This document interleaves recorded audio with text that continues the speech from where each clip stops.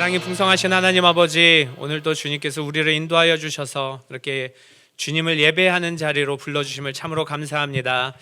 어떠한 상황 가운데서 나왔던지 하나님, 이 시간이 예배 가운데 하나님을 만나며 또 우리의 돌파구를 찾으며 주님께서 주시는 응답으로 말미암아 갈 길 몰라 방황하는 자들이 있다면 그 길을 찾아가는 귀한 예배 될 수 있도록 주님 도우시고 인도하여 주시옵소서. 믿음이 부족한 우리들에게 믿음의 걸음을 허락하여 주시고 또 하나님의 인도하심, 정말 사모하는 자에게 주님의 인도하심을 풍성히 역사하여 주셔서 이번 한 주 동안도 주님의 인도하심으로 말미암아 우리의 삶 가운데 믿음으로 한 걸음 한 걸음 내딛는 귀한 시간 될 수 있도록 주님 도우시고 인도하여 주시옵소서. 주님 앞에 섰사오니 우리에게 주님을 보여주시고 주의 말씀을 허락하여 주셔서 정말 항상 하나님과 동행하는 귀한 역사의 발걸음들 나아가는 우리 모든 자들 다 될 수 있도록 도와주시옵소서. 예수님의 이름으로 기도합니다. 아멘. 할렐루야. 우리 한 주 동안 평안히 지내셨나요? 확신이 없으시네요. 내가 평안했는지 평안하지 않았는지 잘 모르시는 모양입니다. 어쨌든 오늘 예배를 통해서 다시 한번 하나님을 만나며 하나님의 임재를 충만히 경험하고 또 이번 한 주는 정말 평안한 한 주가 되기를 바라겠습니다. 우리 하나님의 말씀 같이 보시겠습니다. 마태복음 5장 7절 한 절입니다. 마태복음 5장 7절 함께 보시도록 하겠습니다.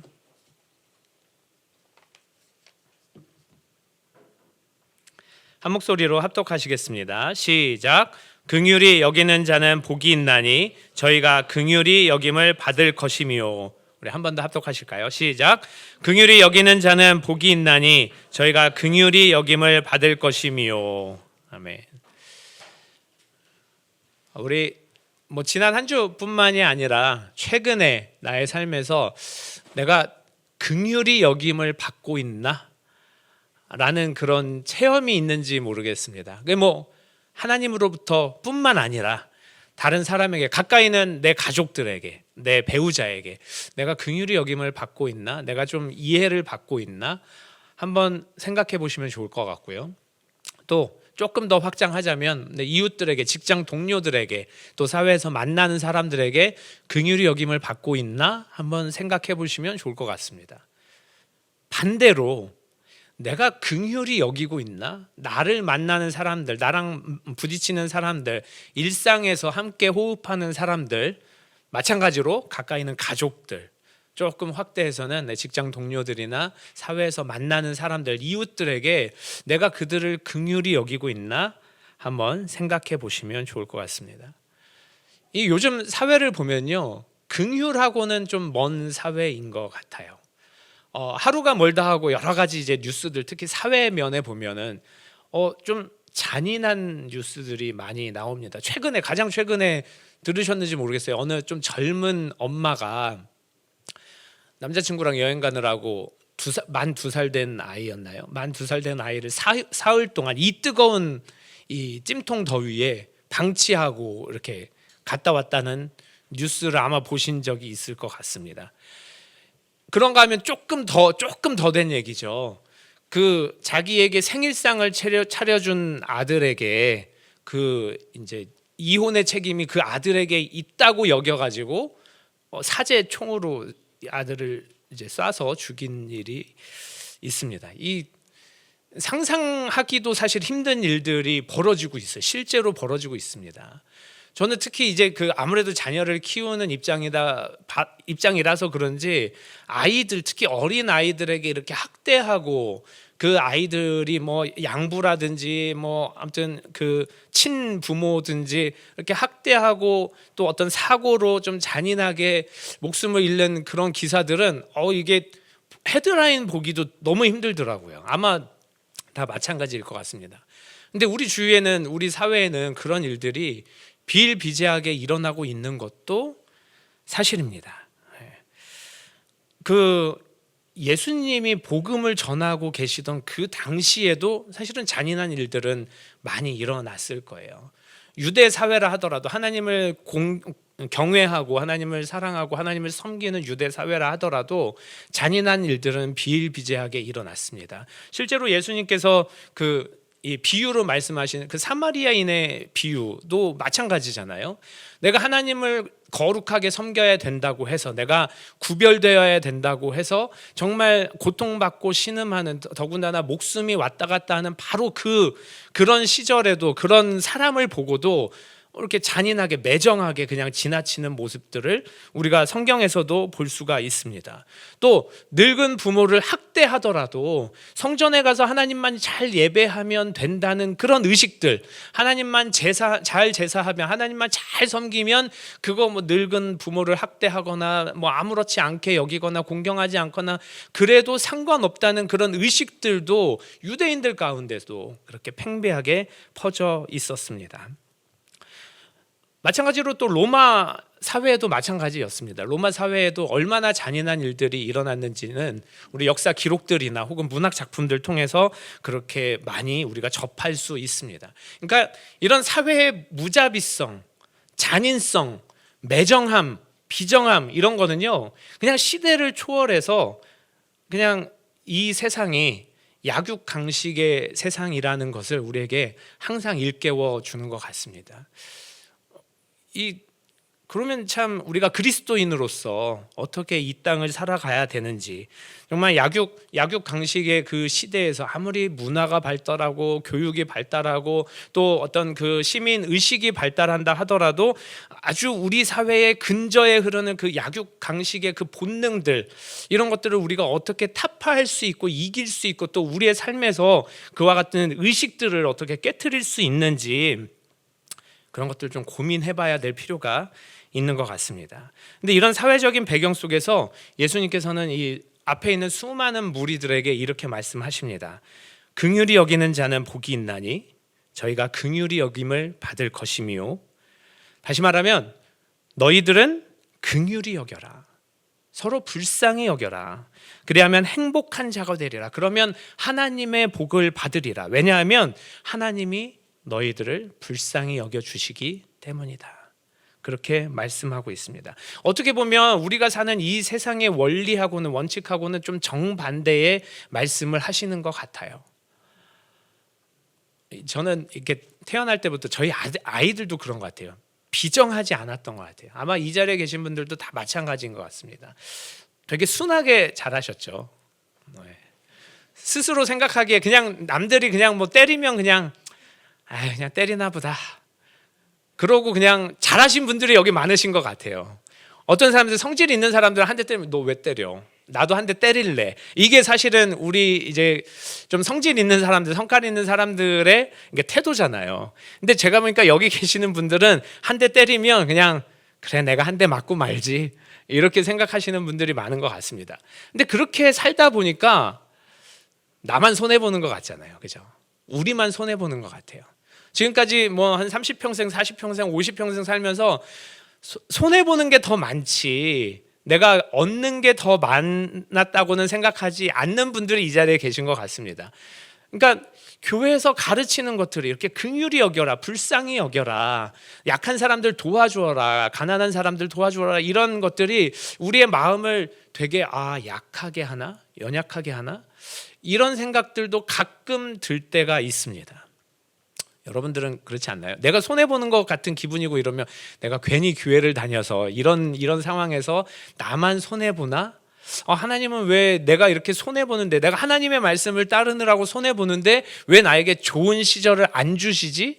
뭐 이렇게 생각하시는 분들이 있을지도 모르겠습니다. 그러니까 어떻게 보면 우리가 살고 있는 이 매정하고 차갑고 비정하고 냉정한 세상에서는 우리의 정서들, 특히 남들이 볼 때 우리를 약하게 보는 그런 포인트들을 정을 막 억제해야 되고, 일부러 감정을 좀 부정해야 되고, 냉정하게 살아야 사람 대접을 받을 수 있고, 남들에게 좀 대접받을 수 있고, 남들이 나를 사람 취급하는 그런 대접을 받을 수 있을 것 같은데, 주님은 거꾸로 긍휼히 여겨라, 불쌍히 여겨라, 이런 말씀들을 그렇게 하고 계시는 겁니다. 더군다나 그 많은 무리들에게 이렇게 당신의 그 모든 에너지를 쏟아서 그렇게 외치고 계시는 거예요. 그럼 우리가 이 긍휼히 여기라는 이 말씀이 어떤 말씀인지, 이 말씀을 통해서 하나님께서 우리에게 하시는 말씀이 무엇인지 오늘 좀 들을 수 있는 시간이 되기를 원합니다. 그리고 왜 주님이 이렇게 말씀하시는지, 그리고 우리에게 어떤 유익이 되는지.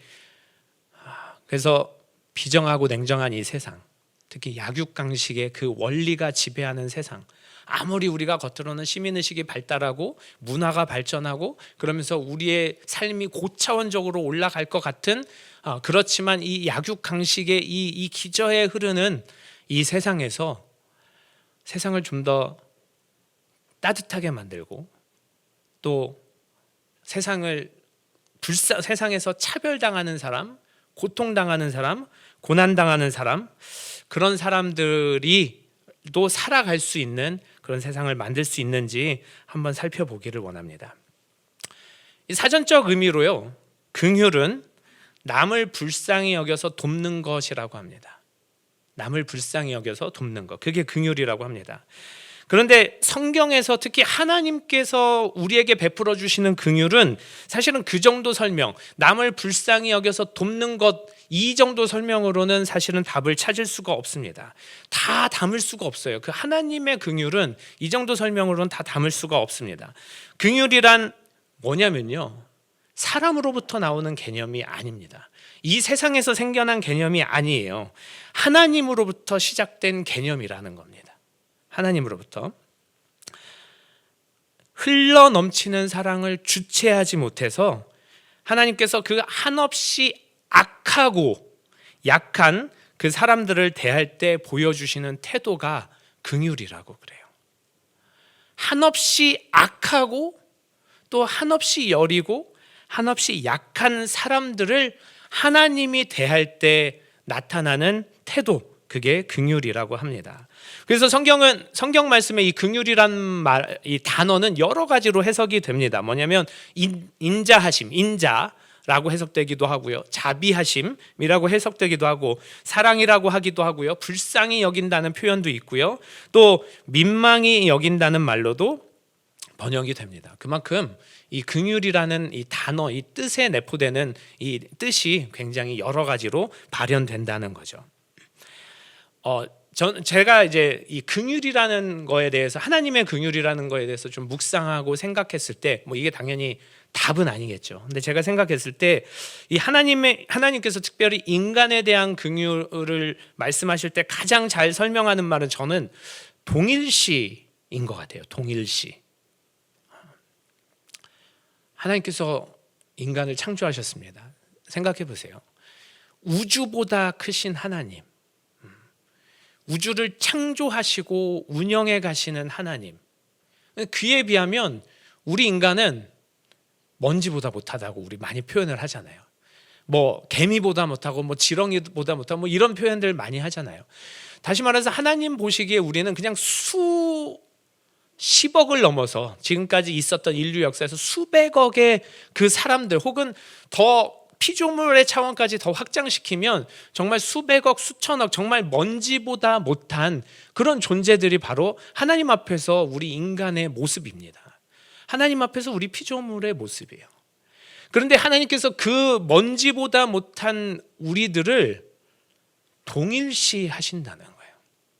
그 위대하신 하나님이, 창조주 하나님이, 우주보다 크신 하나님이 그 한낱 작은 피조물, 한낱 정말 먼지보다 못한 피조물, 그 피조물의 모든 삶에 동일시 한다는 것이 이 하나님의 긍휼을 가장 잘 나타내는 말이라고 생각이 됩니다.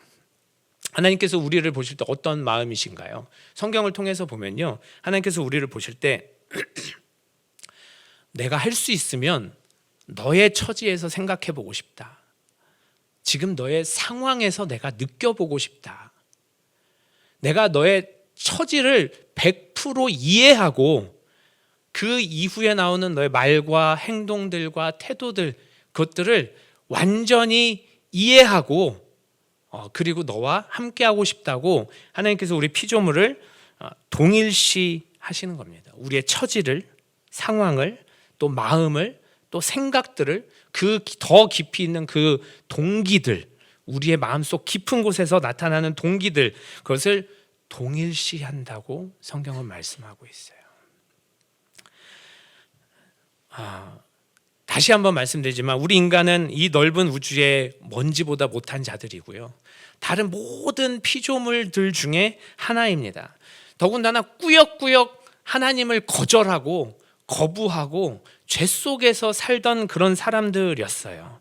그런데 이런 이 죄악 가운데 사는 사람들, 하나님을 거부하고 무시하고 하나님과 단절되고 이렇게 살던 사람들을 하나님께서 찾아와 주신 거예요. 그래도 너는 내가 필요하다.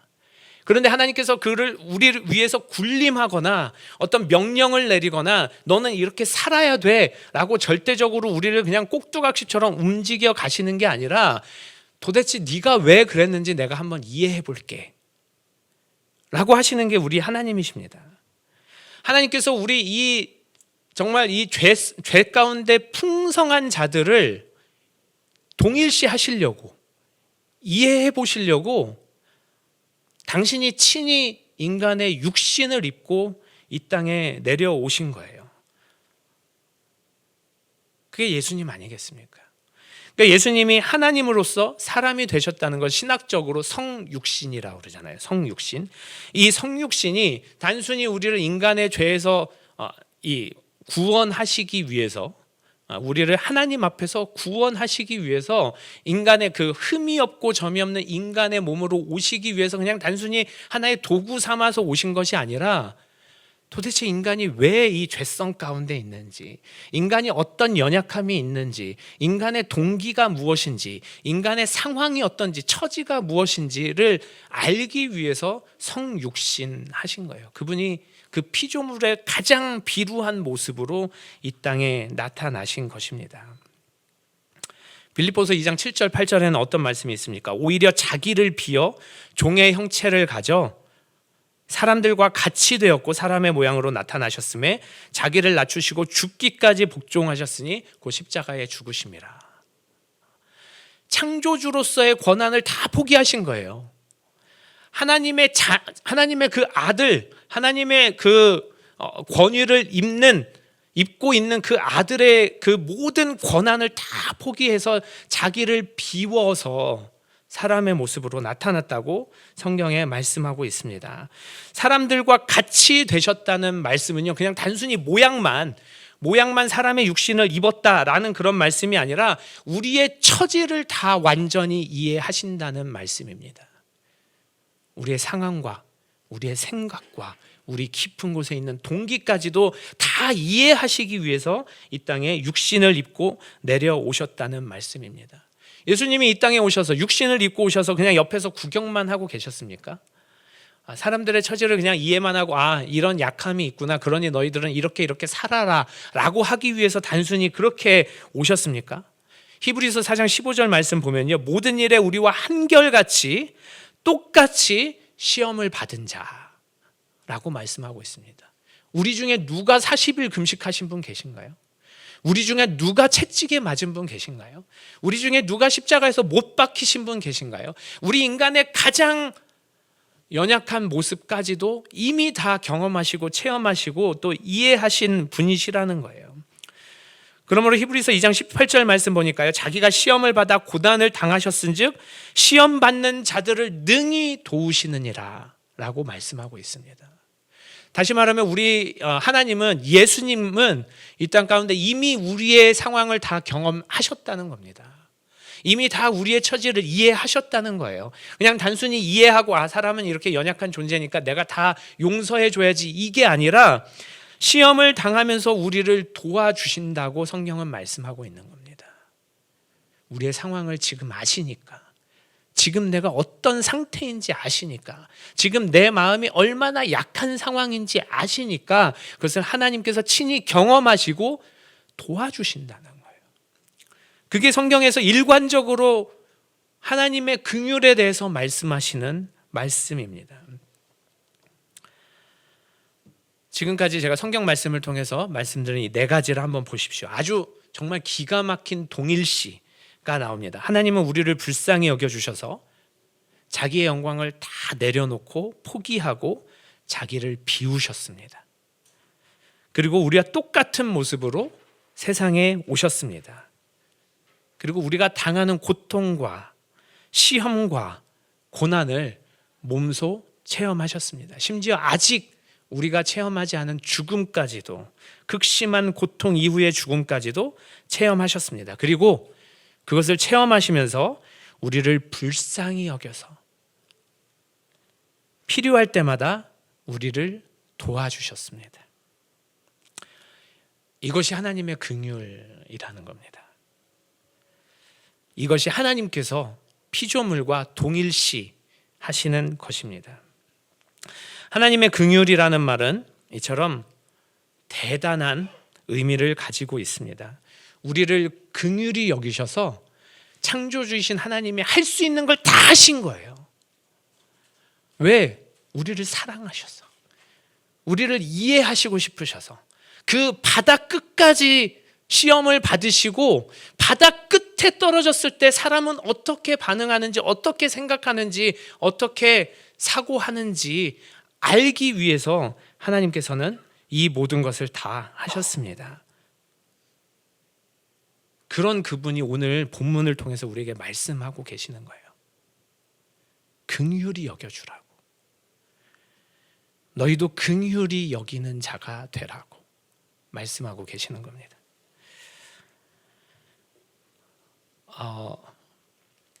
제가 그 한 20년이 넘은 이제 뭐 기억이 하나 있는데요. 이게 사실 오늘의 저를 만든 수많은 그 사건 중에 하나라고 생각이 됩니다. 뭐냐면요, 제가 20대 후반에 제가 이제 전산학과를 졸업했거든요. 그래서 프로그래머로서 병역 특례를 했습니다. 군대 가기 전에, 군대 가지 않고 이제 군대 대신에 중소기업에서 이제 그 프로그래머로서 3년을 근무하면 이제 군대 간 걸로 쳐주는 거죠. 병역 특례를 했습니다. 근데 이제 집은 이제 신길동이었으니까 신길동에서 신도림역으로 가가지고 2호선 타고 이제 역삼역으로 이렇게 출근을 했는데, 하루는 그때 이제 외근이 있었어요. 이제 20대 후반, 아직 결혼하기 전이었습니다. 한 26, 27 뭐 이때쯤이었어요. 그래서 하루는 외근이 있어서 종로 쪽에 가서 현장에 가가지고 이제 거기서 이제 프로그램을 좀 뭐 수정하고 돌아오는 길이었는데 일이 잘 안 풀려가지고 좀 늦게 끝났어요.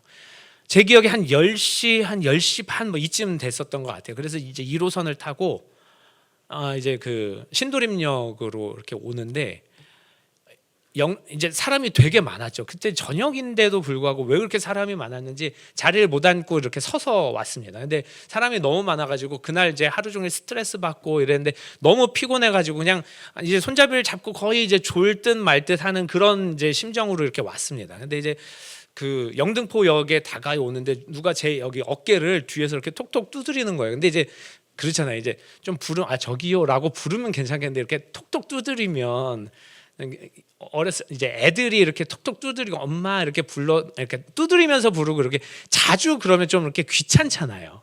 괜히 신경 쓰이기도 하고 때로는 이제 좀 힘들기도 하고 이제 마음이 막 불편하잖아요. 근데 생전 모르는 사람이 어깨를 이렇게 톡톡 두드리더라고요. 그래서 이제 좀 짜증 섞인 이제 말투로 왜 이렇게 뒤돌아봤습니다. 표정으로 뒤돌아봤어요. 뒤돌아봤는데 어떤 이렇게 제 기억에 한 40대 후반, 50대 초반 정도 되시는 분이 이렇게 콤비 정장을 깔끔하게 입으시고 저한테 물어보시는 거예요. 저기 여기 내리는 문이 어느 쪽이에요? 이렇게 물어보시는 거예요. 영등포역인데 제가 그런 거 잘 기억 못 한다고 그랬잖아요. 이게 왼쪽인지 오른쪽인지 저도 잘 모르겠어요. 그래가지고 또 매번 다니는 길도 아니고 그래서 잘 모르겠는데요 라고 약간 퉁명스럽게 이야기를 했습니다. 그랬더니 그 사람이 젊은 사람이 그것도 몰라요? 이렇게 하시는 거예요. 가뜩이나 짜증나고 힘들고 이러는데 그런 얘기를 딱 들으니까 더 짜증나는 거예요. 자기도 젊은 것 같은데 40대 후반 50대 초반이면 연세가 많이 들고 이런 건 아니잖아요. 그래서 그냥 아무 대꾸 없이 그냥 다시 앞으로 쳐다봤어요. 영등포역에서 이제 문이 열리는데 왼쪽에서 열리더라고요. 열리는데 이제 이분이 그래도 어떻게 나가나 좀 짜증 이제도 나고 이분은 그냥 궁금하기도 해서 이렇게 쳐다봤는데 이분이 장님이셨던 거예요. 그 왜 장님들이 짚으시는 이 지팡이 있잖아요. 그걸 짚고 이렇게 나가시더라고요. 그때 제 마음에 드는 죄책감은 정말 아무것도 아닌 것 같은데 저는 그냥 그 사람이 멀쩡한 사람이라고 생각했거든요. 그래서 그냥 문 왼쪽으로 열리든 오른쪽으로 열리든 열리면 나가면 되지. 뭘 그걸 물어보고 나한테 핀잔까지 주나. 짜증 섞인 마음으로 그렇게 대꾸를 했는데 그렇게 그러니까 눈 앞이 안 보이는 상태에서 그렇게 짚고 나가시는 걸 보면서 별것도 아닌 것 같은데 제 마음 가운데 정말 야, 내가 세상을 헛살았구나. 내가 저 사람의 처지에서 생각하지 않고 그냥 내가 짜증난다고, 내가 그냥 힘들다고 다른 사람에게 이렇게 짜증을 부려도 되나, 이런 생각이 들더라고요. 20년이 훨씬 넘었지만 이 사건은 저의 자세를 완전히 바꿔놨습니다. 그 이후로 저는 어떤 사람이든지 간에 그들만의 사정이 있겠지라는 마음이 그냥 제 마음 가운데 들어왔어요. 그러니까 이게 사실 하나님이 우리를 긍휼히 여기듯이 우리가 남을 긍휼히 여기는 건 결코 쉬운 일이 아닌 것 같습니다. 그 사건이 있고 그 사건이 저한테 워낙 강렬하게 다가왔어도 저는 다른 사람들을 긍휼히 여기지 못해요.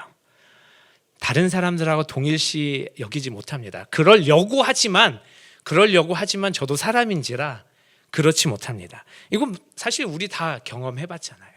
하나님 말씀으로 다 긍휼히 여김을 여겨줘야 되는 건 다 알고 있지만 우리의 상황이나 우리 처지가 항상 다르고 어떻게 될지 모르기 때문에 다른 사람을 긍휼히 여기는 거는 결코 쉬운 일이 아니라는 겁니다. 말은 쉽게 할 수 있을지 모르겠어요. 그러나 막상 실천하려면 여간 어려운 것이 아닙니다. 우리 주변에서도요, 우리 형제들이, 우리 자매들이, 심지어 가족이라 하더라도 어려움에 처했을 때 한두 번 도와주는 거 할 수 있습니다. 우리 다 할 수 있어요. 특히 친분이 가까우면 가까울수록 다 할 수 있습니다. 그런데 그게 1년이 되고 3년이 되고 10년이 되고 긴 병 끝에 효자 없다는 그런 이야기처럼 아무리 우리가 좋은 마음을 가지고 있어도 그게 몇 번은 도와줄 수 있어도 몇 번은 긍휼히 여길 수 있어도 그게 오래 지속되고 여러 번 반복되면 그럴 수가 없다는 겁니다. 그러니 계속해서 어려움을 당하는 어떤 형제를 위해서 그의 처지가 되어서 나를 비우면서 나의 것을 나누어 주고 함께 고통을 감수하고 필요하면 그가 원하는 것을 해줄 수 있는가라는 걸 우리의 경험을 통해서 우리의 생각을 통해서 이게 결코 쉽지 않다는 것을 우리가 알 수 있습니다. 그 나폴레옹에게요 어떤 한 병사의 어머니가 찾아왔습니다. 병사의 어머니가 찾아왔는데 이게 왜 그러냐면 이 찾아온 어머니의 아들이 나폴레옹 휘하의 이 부하였는데 군법을 어긴 거예요. 그것도 2번이나 반복해서 어겼습니다. 그래서 이 사람 군법에 의해서 사형 선고를 받았어요. 그러니 엄마 입장에서는 와야죠. 그래서 그때 당시 사령관인데 나폴레옹에게 왔습니다. 그 아들을 좀 사면해달라고 왔어요. 근데 나폴레옹이 거절했죠. 군법을 2번이나 어겼다. 이건 다른 병사들에게도 이게 본보기가 안 되기 때문에 결코 사면해 줄 수 없다. 그렇게 이야기를 했습니다. 그랬더니 이 여인이 물어봤어요. 이야기를 했습니다. 사령관님, 저는 법을 말하는 것이 아닙니다. 긍휼을 원하는 것입니다.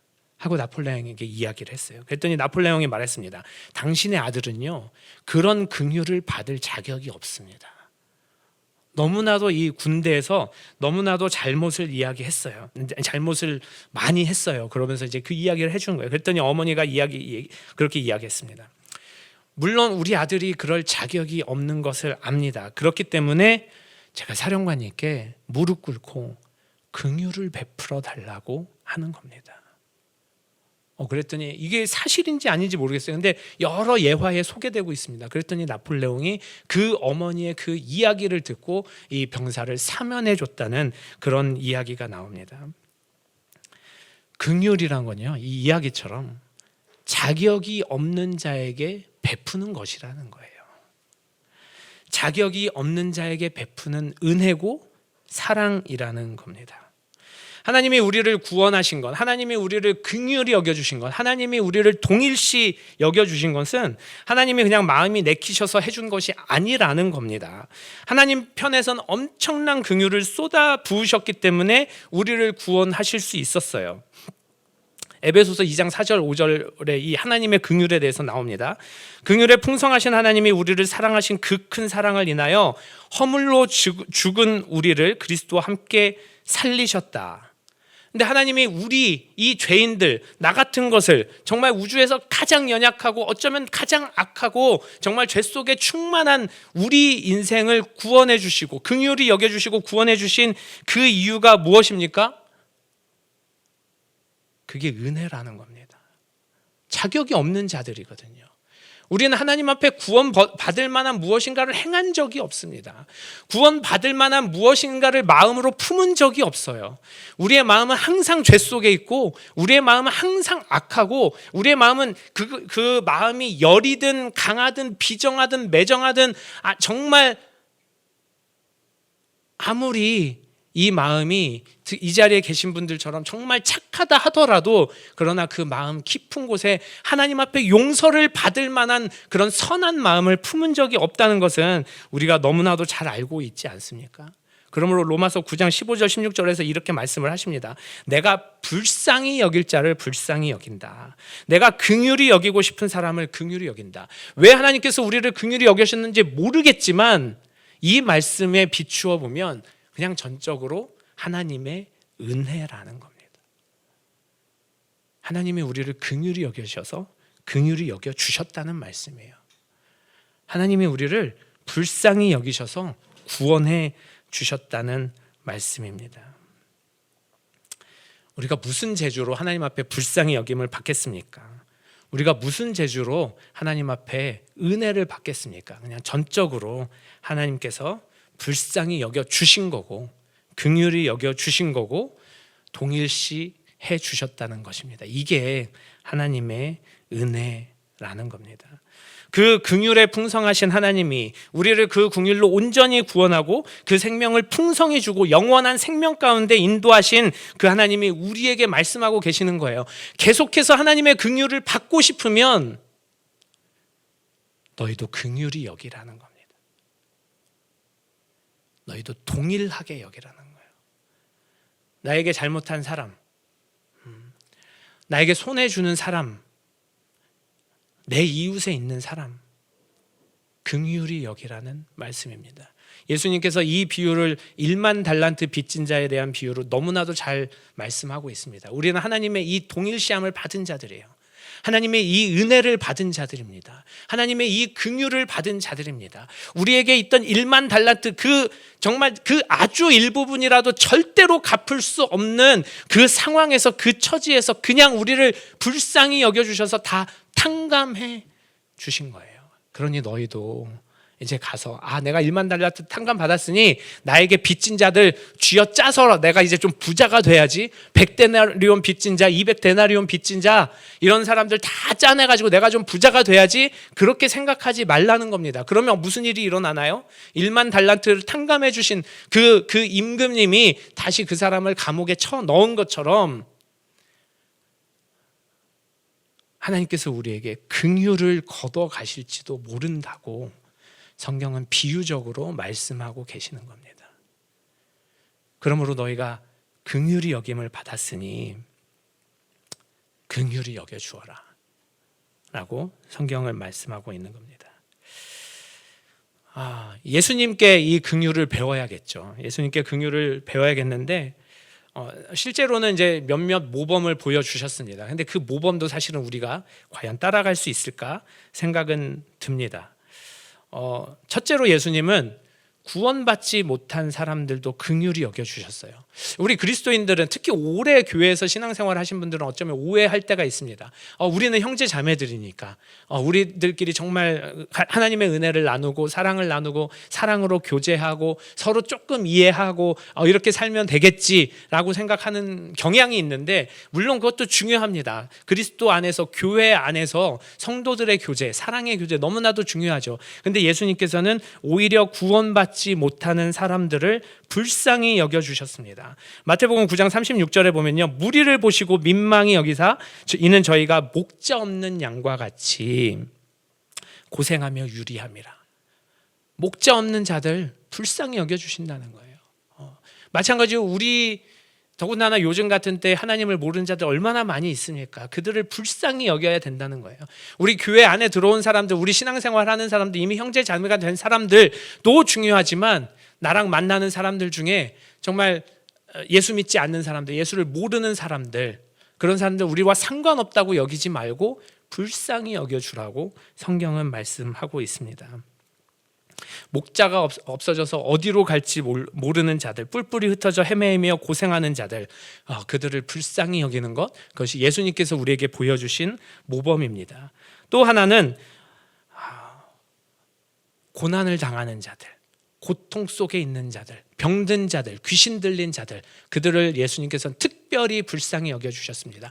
성경 전체에서 구약 성경 통틀어서 우리에게 하나님께서 말씀하시는 것은 무엇입니까? 고아들, 과부들 절대로 무시하지 말라는 거 아닙니까? 그리고 그들을 도와주라는 거 아닙니까? 예수님께서도 마찬가지입니다. 문둥병자들, 또 눈 안 보이는 자들, 또 불편한 자들, 귀신 들려서 어떻게 살아가야 될지 모르는 자들, 중풍병자들, 이런 사람들 예수님께서 특별히 불쌍하게 여겨주신 거예요. 우리는 특별히 우리 중에 고난 중에 있는 자들을 긍휼히 여겨주라고 성경은 우리에게 말씀하고 있습니다. 마지막으로 예수님은 용서해 주셨습니다. 예수님이 십자가에서 가장 마지막에 하신 말씀이 무엇입니까? 주여 저들을 용서하여 주십시오. 저들이 무슨 짓을 하는지 모르고 있습니다. 우리는 용서하기 쉽지 않습니다. 저에게 조금만 이렇게 짜증 섞인 말투를 한 사람도 당연히 우리는 짜증으로, 또 어떤 화로, 어떤 때는 폭력으로, 또 마음속의 폭력으로 반응하는 게 우리들입니다. 그런데 하나님께서는 성경을 통해서 너희가 긍휼히 여김을 받았으니 용서해 주라고 말씀하고 있습니다. 사랑하는 로뎀 식구 여러분, 어쩌면 우리는 요즘 같은 이 세상에서 살아남기 위해서, 생존하기 위해서 더 비정해져야 될지도 모르겠습니다. 더 매정해져야 될지도 모르겠습니다. 그래야 우리가 이 땅에서 사람 대접을 제대로 받는다고 생각할지도 모르겠습니다. 그런데 하나님께서는 성경을 통해서 그럼에도 불구하고 긍휼히 여기라고 말씀하고 있습니다. 하나님이 우리를 동일시해 주셔서 우리의 마음을 다 이해하시고 우리를 도와주신다고 하셨으니, 우리도 우리에게 폭력을 행하는 사람이라도, 우리에게 정말 어떤 이 시험을 당하게 하는 자들이라도, 우리에게 고난을 주는 자들이라도 하나님께서는 동일시하고 왜 그렇게 하는지 또 이해해주고 용서해주고 긍휼을 베풀라고 우리에게 말씀하고 있습니다. 불가능한 겁니다. 그러나 하나님의 긍휼을 체험한 우리들은 그 하나님의 긍휼을 이 땅 가운데서 실천하면서 이 땅이 더 비정하고 더 매정하고 더 타락하지 않게 우리가 조금이라도 우리의 손을 내밀고 또 우리의 삶을 다하고 우리의 최선을 다하는 것이 필요하지 않을까, 또 하나님께서 우리에게 말씀해 주고 계십니다. 하나님이 우리를 불쌍히 여기면, 지금도 우리를 불쌍히 여기면 우리가 얼마나 행복한 사람이 되겠습니까?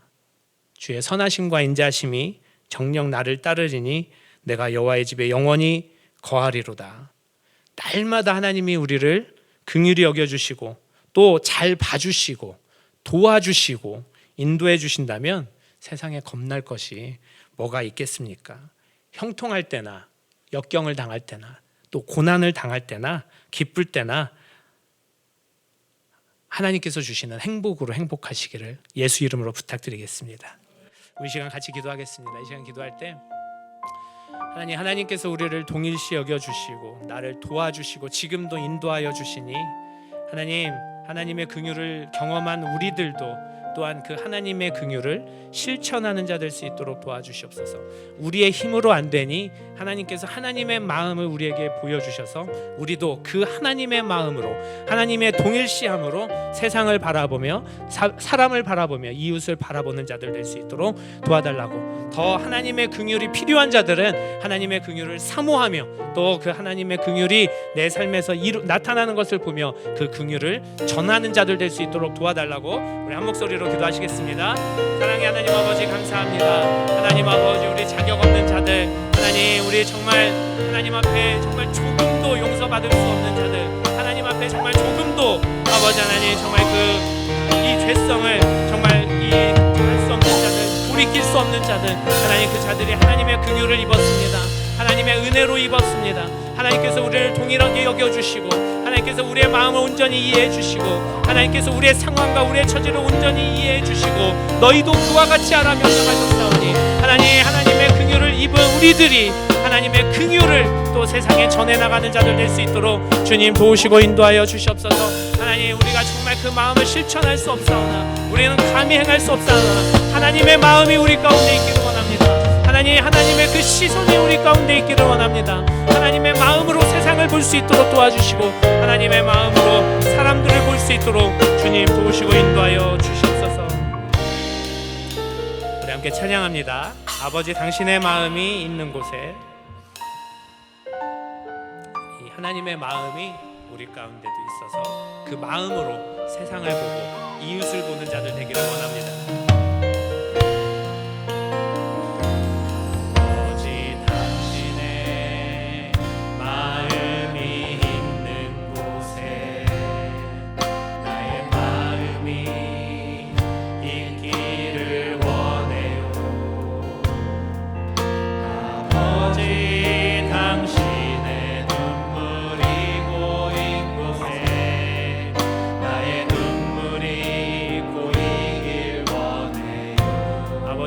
당신이 바라보는 영혼에게, 당신이 바라보는 영혼에게 나의 두 눈이 향하길 원해요.